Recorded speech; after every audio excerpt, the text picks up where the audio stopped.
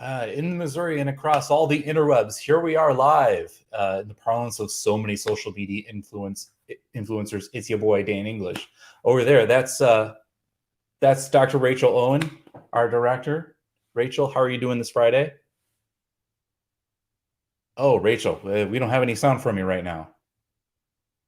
Oh no. Well, anyway, today's a big day at the Missouri Local Science Engagement Network. We got the legislative wrap up from all the events in the legislature coming up, and we wanted to alert you to some of our upcoming events before that. So check in on our Mental Health in Missouri Roundtable event. Sometimes where you live can be a barrier to mental health access here in Missouri. There are geographical differences for most Missourians on whether you're able to get mental health care or not. And a lot of people in rural areas have to travel long distances. And we're going to talk to some of the leading researchers in Missouri, as well as some policymakers on that topic. So head to MissouriLSEN.quorum.us, scroll down to the bottom of the page and click on Mental Health in Missouri, and we'll get you signed up for that. Also wanted to point this out to you. If we have any scientists out there interested in writing science notes, do you ever wish policymakers knew what you know? Well, now's your chance. We are asking you for community science notes, so you can contact us and get some of those community science. Well, and write some of those community science notes. Oh man, I had it in the chat here. The link. I will put that in the chat here in a second. So anybody can sign up for that. So register your interest at that Google form that I just put up into the chat, and maybe we can get some science notes from you. Let's see, Rachel, can we hear you yet? Can you hear me now? Yes. Yes, we hear you. Got me back. Okay. I probably just hit my mic off, but I just switched back to my computer mic. It'll be okay. Technological difficulties always happen. But yeah, so it's been a really busy week, and we're excited this afternoon and try to recap as much as possible things that have been going on this week. I will say, our group chat has been, just blowing up over the last 2 days, trying to keep up with everything. And a lot of it is, wait, how did this happen? What is going on now? And so, we're in our first couple of years down here in Jefferson City, so we're still trying to figure some of this out too. But we do want to be able to share some insight into which bills have been passed and sent to the governor's desk, and which ones, still have the chance of passing here in the last few hours of session. The legislature will adjourn by 6 p.m. today. The Senate has already called it a day, and the House is still working on getting some things through. Unless that's changed in the last 5 minutes, which is possible. And so we've got a few fellows with us today to talk about. We're just going to kind of go through the 5 different topic areas that we cover and give some pretty high level comments. I will say before we get started, something else I want to mention. So we've only been in Jefferson City for a few years, but one of the very first legislators that we worked with in Jefferson City was Senator Dan Brown. He was, I think, the second person to a letter of support and say, yes, we should have this program and the most policy fellows at the Capitol. And this week he passed away. And so I just wanted to give a quick shout out to Senator Brown and send our condolences to his family. His son, Senator Justin Brown, now fills his seat in the Senate. So I wanted to mention that before we got started. And then let's go ahead and start. Maybe we can have Jill start. I don't think her topic area of children, families, and seniors has been quite as exciting this week. So Jill, why don't you tell us about what's been going on in your topic area? Yeah. So this week in children, families, and seniors, it actually, there's been a lot of good things that have happened. There's also been some bad things that have happened, but one of the biggest things that actually just happened this week was House Bill 557 and 560. Those were truly agreed, finally passed, and that deals with the child care residential facilities. So this goes back to a science note that I wrote way back in January now about child care facilities and the differences between unlicensed and licensed. And this was really brought on by the report from the Kansas City Star showing that, there's been all these undocumented cases of child abuse and neglect. And so this has been a huge thing that this has finally gotten passed. And there was also an emergency clause on it as well. So this will actually go effective pretty much immediately once it's signed, which is great because we need to obviously fix something like this in our states so that we don't have these problems going on any further. But additionally, one of the two of the earliest bills that were signed by the governor actually were the ones that were related to tax credits for adoption and fostering. And those also have additional tax credits that were amended onto those, such as increasing the tax credit from 50% to 70% for those who contribute to domestic violence shelters. And that's really been the biggest highlight of what's been going on in children and families so far this week. There's been a couple other little things, such as a couple of supplemental nutrition assistance program bills, and also something else related to period products in correctional facilities that have gotten amended on other bills. But I will open it up to the other fellows if they want to discuss anything that's also been really exciting that's been happening this week.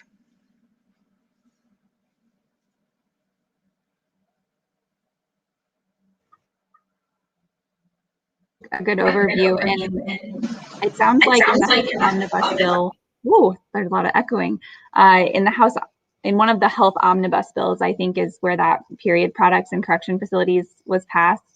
So yeah, and that's another one that Jill wrote a science note on earlier this year. So you can check that out on our website. The other thing I just wanted to mention, really, that was related to domestic violence this week, which is a topic that Jill usually covers, is there was a lot of controversy in the, they ended up passing in the Senate the Second Amendment Preservation Act, which there was a large filibuster related to people convicted of domestic violence, and that ended up not passing. But that was a big discussion this week in the Senate, related to something that Jill covers in her topic area. Maybe this would be a good time to transition over to some maybe like your healthcare type topics that got discussed this week. I don't know, Jill, do you want to stay on and try to help me talk through Josh's topic area, or anybody else want to jump in? Yeah, I can try. All right. Okay. So let's talk about health quick. All right, so I'm gonna have to look at my notes here on the side a little bit. But so one of the big things that happened this week related to health was that the prescription drug monitoring plan passed. Senator Rader has been working on this bill for at least 8 years now, I think, maybe 9. She has almost got it across the finish line several times while she was a member of the House, and this is her first year in the Senate, and was able to get this bill passed this year. And for reference, Missouri is the only state without a statewide prescription drug monitoring plan, which is a way to track prescriptions to help mitigate the opioid crisis. And so this really has been an important issue that we've been discussing over the last few years. The other bill, there's been 4 other omnibus bills that have passed related to healthcare. Everything from they did end up passing a bill that would limit local health authorities in issuing public health orders in states of emergency. I don't remember what this one is exactly about. Please help me, somebody.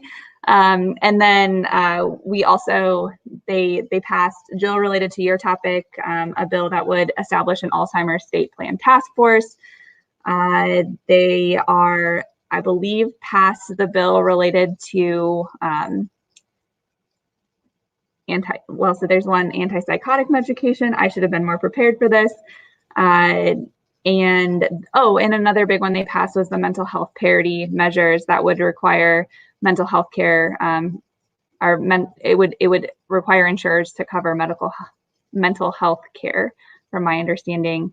Maybe who wants to discuss the FRA and that the kind of the whole controversy surrounding that from last night? Brittany?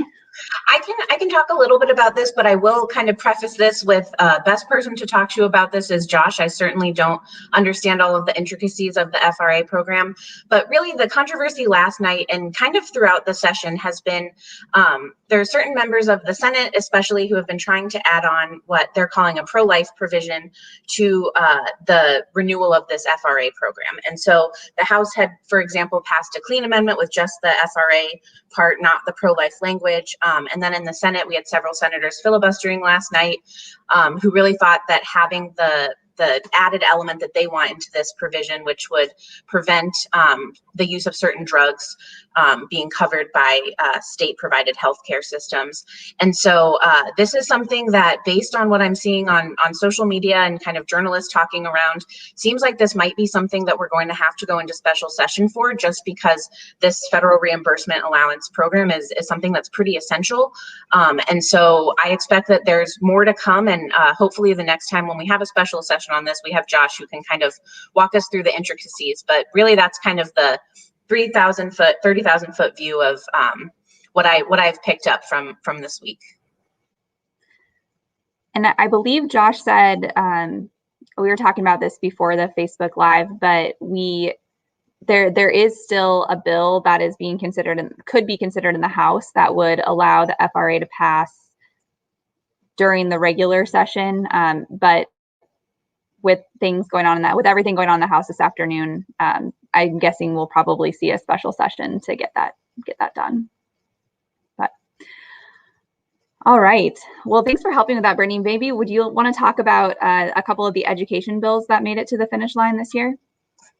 Absolutely. So really, we have two major education bills that were truly agreed and finally passed, one in elementary secondary ed and one about higher education. So the higher education bill, that was House Bill 297. The original text of that bill was about creating a state mission for, I believe, Southeast Missouri University. And then that bill is kind of expanded to a couple more mission statements for colleges, a couple other amendments, but really kind of the big sticking point of that bill had been the part that would remove tuition caps at universities in Missouri. And so right now, the universities are only allowed to raise tuition so much each year. This would remove that cap, and universities are really excited about this because they want to be able to offer differential tuition, basically charge different amounts for different degree programs. And this is something that kind of had some opposition from both sides of the aisle, but passed pretty overwhelmingly this morning, actually. I was really excited to actually be able to be in the gallery and watch that happen. And then the other main big education bill on the elementary and secondary side is the Empowerment Scholarship Account Program. So you might have heard some buzz last week as this bill was passed and sent to the governor. And then a kind of additional thing, if you want to learn more about ESAs, we've done an office hour about this. Also, there's a science note on our website to kind of give you a little more intricacies of the program. But kind of the big thing that's happened over this last week is Senate Bill 86 had an amendment added onto it. This bill was also truly agreed and finally passed. And what this amendment would do would actually cut back the ESA program that was originally passed in House Bill 349. So what we're seeing here is that rather than capping the program starting off at $50 million, they've brought that cap down to $25 million. And then the maximum that it can go to has been dropped from $17 million to $50 million. And this was considered kind of a big concession from what I think the bill sponsor's original intention was with the bill. But this seems to be a result of negotiations to kind of get enough people in both chambers on board to get the bill across the finish line. And people are really, I think people feel pretty strongly about whether or not this is a really great bill or not, but it's certainly something new. I believe Missouri's been working on getting some version of this ESA program passed for the past 10 years or so. So that's certainly really exciting. With the Senate leaving early today, the major education omnibus that we were expecting, that's Senate Bill 323. Let me double check that. Yep. Senate Bill 323 doesn't look like it's going to be able to get passed since the Senate has adjourned, but that's another bill to take a look at with some of the big education priorities that were in there, including several provisions that we've written science notes on, including the Show Me Success Diploma program, breastfeeding accommodations in schools, and several other, so career and technical education, several other provisions in that bill that looks like we might have to try again next year with those. It was a pretty unanimously approved bill. In general, most people were okay with this passing, but based on what's happening today, the fun of the last Friday, we might have to wait till next year to see anything else. All right, thanks, Brittany. Dan, are you following along with everything so far? Can you tell by the speed of our voices how much has been happening this week? Oh, now we have you on mute. Are on mute now, Dan. Great technical difficulties, even from the guy running the things in the background.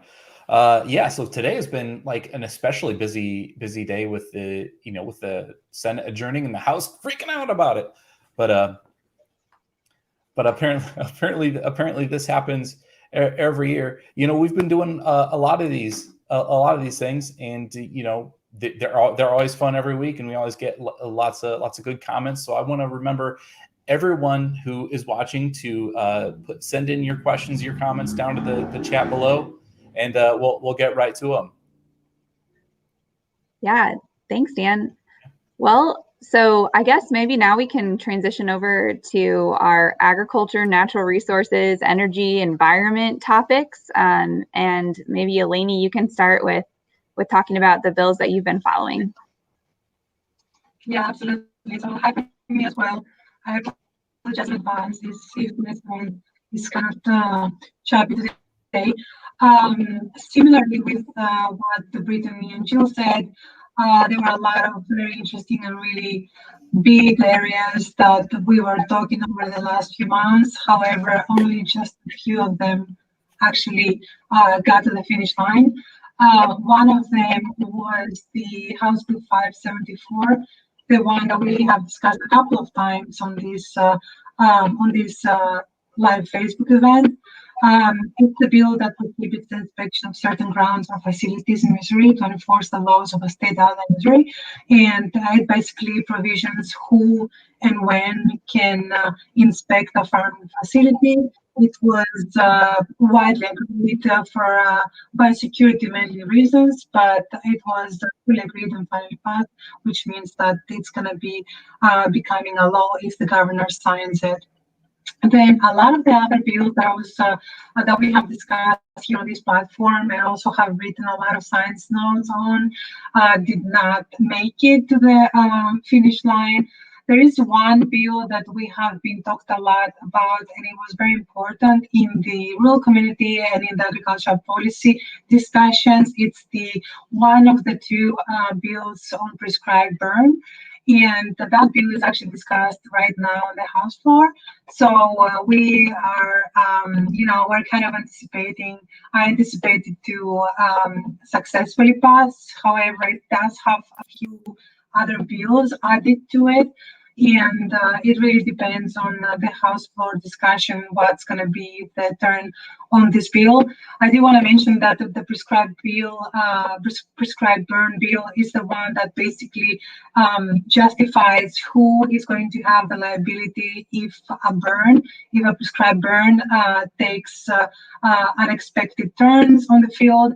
And it basically clarifies the provisions on that, and it makes it easy for the insurance companies for the prescribed burn managers to be able to find insurance companies and to be able to apply these prescribed burns more safely.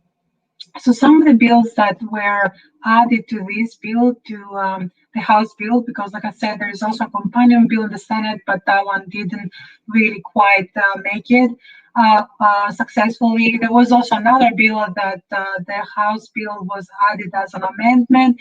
Senate Bill 377 was about provisions relating to liability of a landowner, and that one had the prescribed burn as an amendment to it.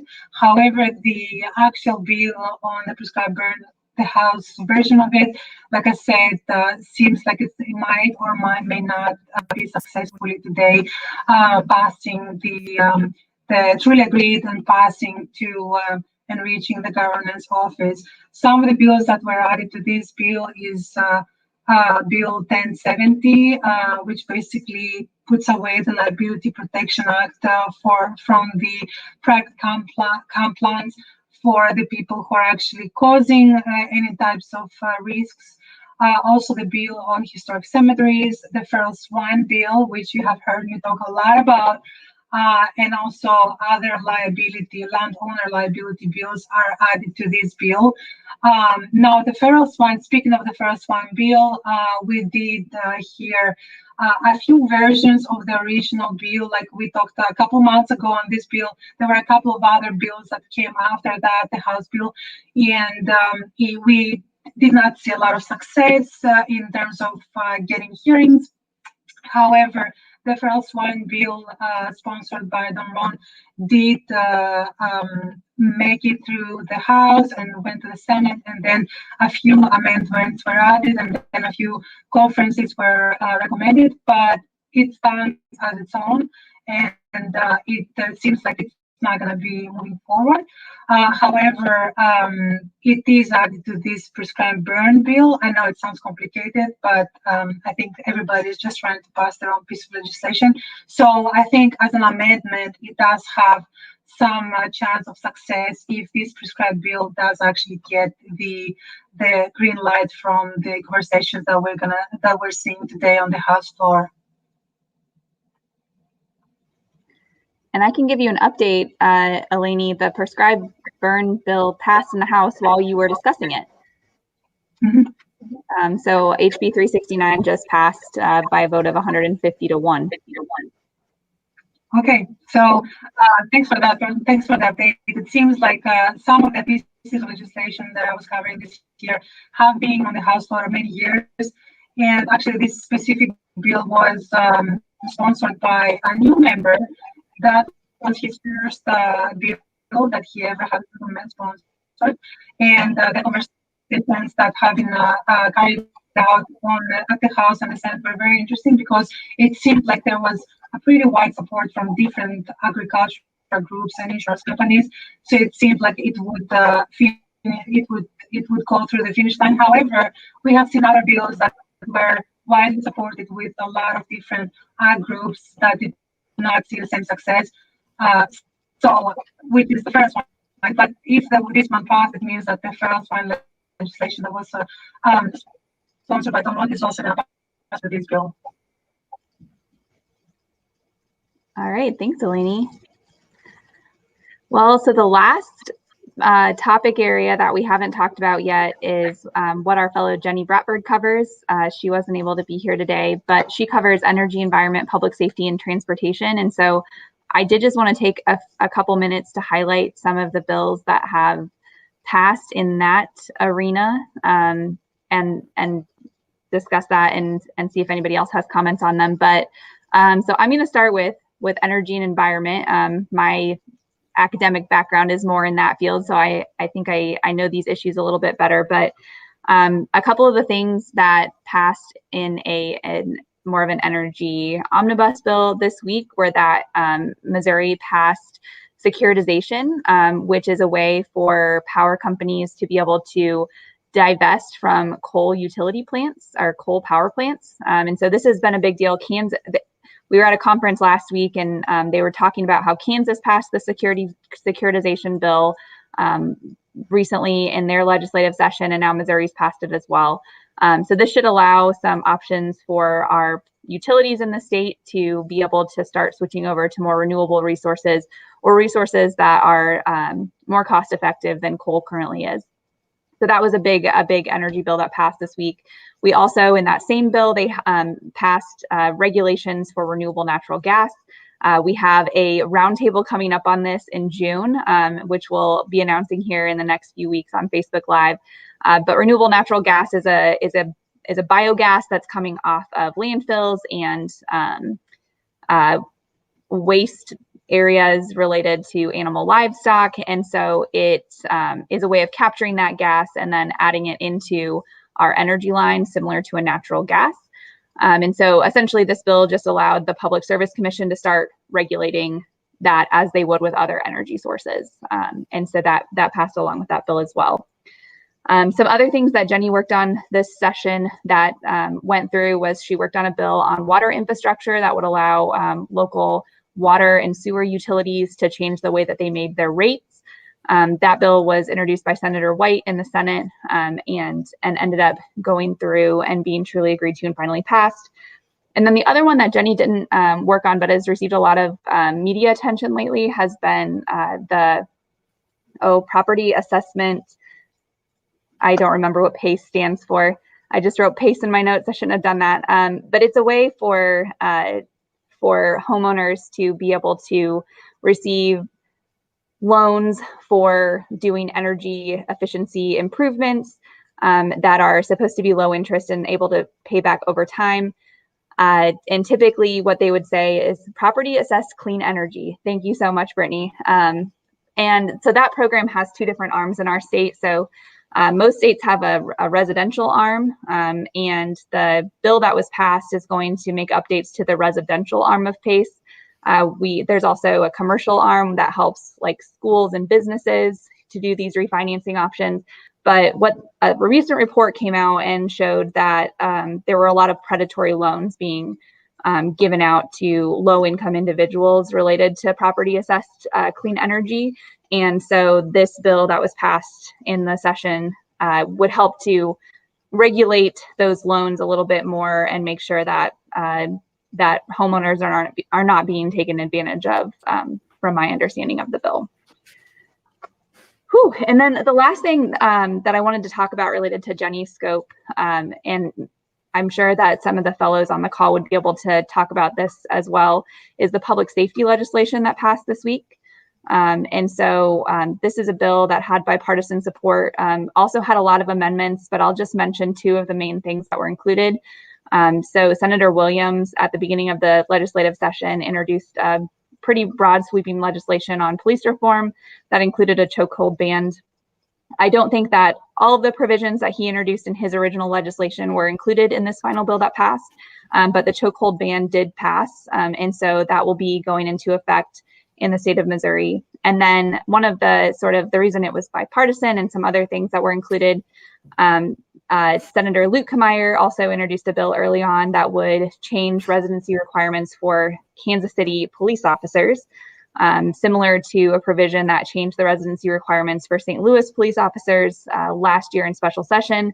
But this one pertained to Kansas City police officers, and that was one of the other big kind of bipartisan deals that came together. So we had this encompassing public safety reform bill that had provisions in it that were supported by both parties. And that's probably why we saw it go through this week. Any of the fellows, anything else related to that bill that's important to note? I don't follow everything all the time. I would say that the biggest additional thing was through the conferencing process and negotiations. One of the most controversial elements, I believe, was in that bill. I could be wrong, but one of the public safety bills, they got rid of the traffic interference. And I believe that it was this one, but there's a small chance that it could be another bill. But this was something that really was giving a lot of people heartburn on an otherwise kind of bipartisan issue. And so something to keep in mind, just that was something that was negotiated out so that the bill was a little cleaner when it went towards the end. Okay, so, and that would have been a provision that would have made it illegal for any protest to block traffic unless they had a permit to do so. And that got taken out is what you're saying. Okay, that's good to know. And then if nobody has anything else to add to the safety piece, I do want to not remiss to add to what Rachel just was discussing about the energy. I think a lot of you who have been watching us are probably expecting us to at least mention what happened with this big mandate of biodiesel fuel mandate. So just a little bit of an update, even though it was not successfully, it did not pass. It's not going to be a law. However, I think it's a good example that I'm going to be sharing over my career of how a piece of legislation starts with an idea and then can have a lot of compromise, a lot of discussing points that will change the form and the context of and the content really of the bill. And even if a lot of parties want to compromise, sometimes it will still not pass. So this bill, as some of you might remember, it was a mandate. There was a lot of controversy about the mandate part, a lot of controversy about who is going to incur this additional costs and all of these things.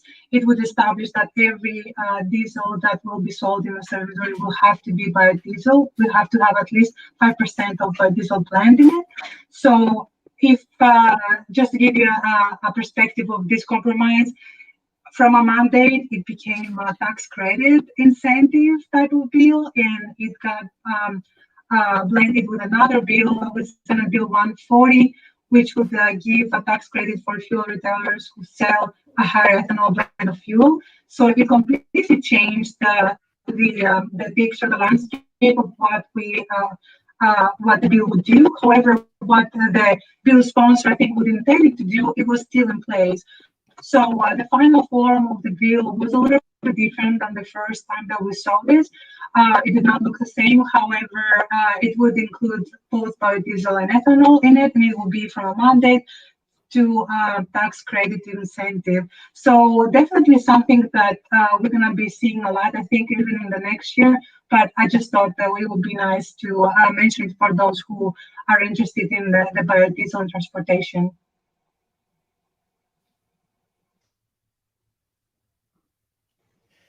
All right, what did we miss?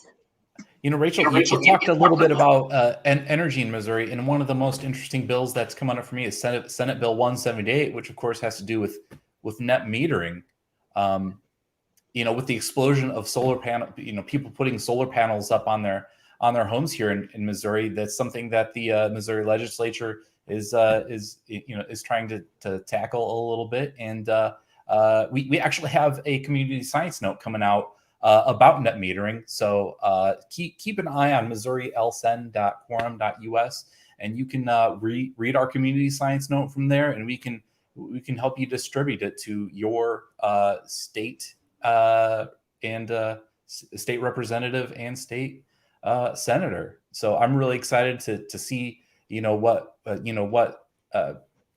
the General Assembly has to say about Senate Bill 178, and I'm sure they're interested to see what kind of science is behind it. Well, Dan, I hate to disappoint you, but I don't think it's going to pass this afternoon. So it's probably going to be back next year, which is a great reason why we should continue working on community science notes over the interim when legislators aren't in session, because a lot of these, we've talked about a lot of things today that aren't going to get passed. So everything that doesn't get passed this year is gone, and it has to get reintroduced next year. So that provides us another opportunity to be able to provide scientific information on those bills. And in looking at those in the interim, we can also, maybe get LSEN members in touch with the bill sponsors and help them to maybe be a resource for lawmakers while they're drafting the bills, instead of, when they're debating the bills on the floor and when things are moving quickly. We'd love to be able to help LSEN members build relationships a lot earlier in that process as well. I've got a quick correction and then one other big bill that I think it's worth just talking about real fast. So I had a feeling that I had mixed up the two public safety bills, and I did. So the one that was truly agreed and finally passed, Senator William and Senator Luke Meyer's bill, that one never included the traffic interference. The other public safety bill that's gotten a ton of media attention this over the past few weeks is Senate Bill 26, and that's where it was taken out of.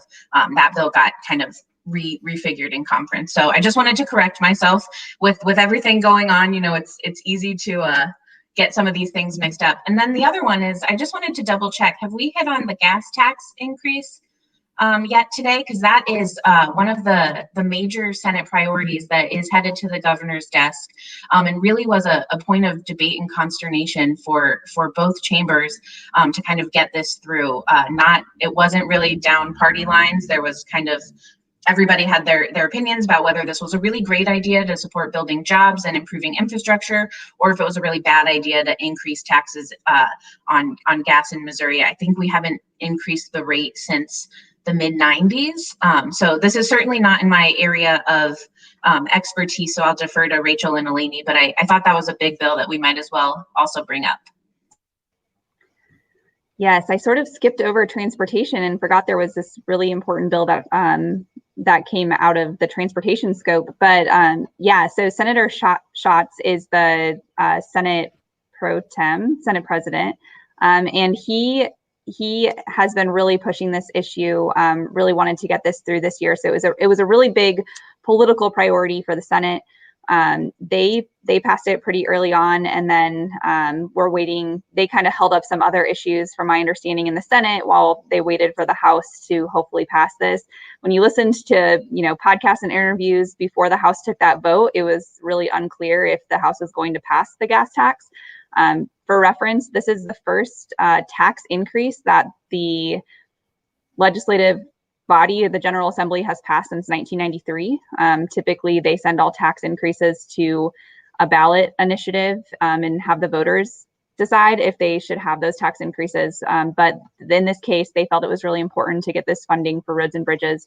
The details of the bill, and I am not 100% clear on all the details, but it is a 2.5 cents increase over the next 5 years. So it'll eventually be a 12.5 cent increase overall as a gas tax. And then there's some sort of trigger mechanism in there, which I can't remember the details of, to line it up with like state revenue. And then they also had a compromise where they provided some of that funding will be allocated to I think rural school transportation, so like rural school buses. I think this was a big compromise that allowed some of the Republicans who maybe didn't support this to begin with to kind of jump on board and be part of supporting that bill.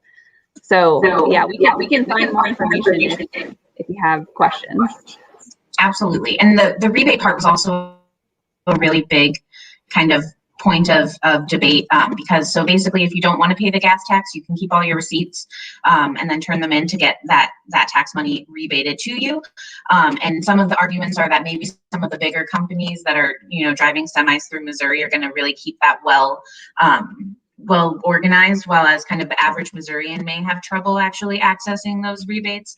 So that was something else that was kind of brought up during the debate, but a really, really interesting move. And also, since I last talked, which was very, very recently, Senate Bill 26, the public safety bill that I had mistakenly brought up before, is now being introduced on the House floor to vote on the conference report.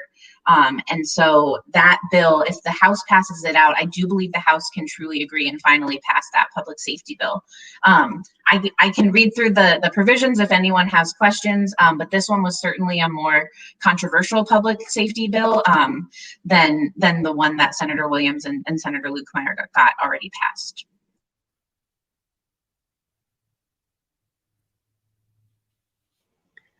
Well, if we sit here long enough, we're going to have more updates for you. But I suppose we've been talking about these updates long enough. Dan, what else should we talk about today? Should we wrap up? Just about wrapped it up. I think that if we sit and watch Twitter and watch the updates from the General Assembly, we'll be here all night. But I just want to take a minute to remind everybody, please sign up for our Mental Health in Missouri roundtable. Our own Dr. Eleni Bickel was helping us out with that, and she's going to be one of the hosts of it. So we're excited to have that on May 28th at 3 p.m. That's a Friday. So this will be a roundtable discussion featuring 6 people from Missouri talking about access to mental health care in Missouri, followed by the after party, which is a time for everyone to kind of let loose and ask questions and to just kind of be in fellowship with different scientists and policymakers around the state. And so we hope to provide opportunities like that and things like this where you can ask us questions and we're here to answer them. So if nobody has anything else, no questions from the peanut gallery, no questions from the internets, maybe we should cut it off. Yeah, the last thing I'll say is check out our blog post next Friday. We're going to recap the session when everything is all finalized here at the end of the day. So we'll be putting out a blog post next Friday that kind of talks about the final bills that get passed and where everything landed. So thanks for listening, for sitting through. Thanks for joining us, everybody. We'll see you next Friday.